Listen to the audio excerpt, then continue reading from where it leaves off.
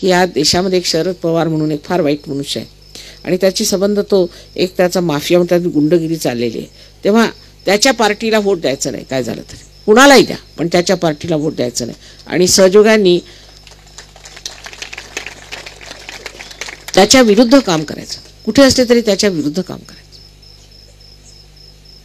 कुठे असलं तरी.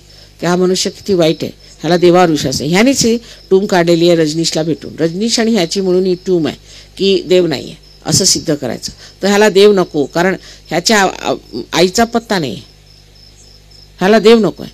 देव नको म्हणजे मग देव नको आणि मग तुम्ही दारू प्या, वाटेल ते धंदे करा. तर अशा रीतीने पत्रकं काढायची आणि लोकांना सांगायचं की असे जे लोक शिकवतात अशा लोकांशी आमचा काही संबंध नाही, आम्हाला देवाधर्माने राहायचं आहे, आम्हाला दुसरं काही नको. सहयोगाने कुणीच दैववादी बनत नाही, देववादी बनतात आणि सशक्त बनतात. त्याला डॉक्टरांचा पुरावा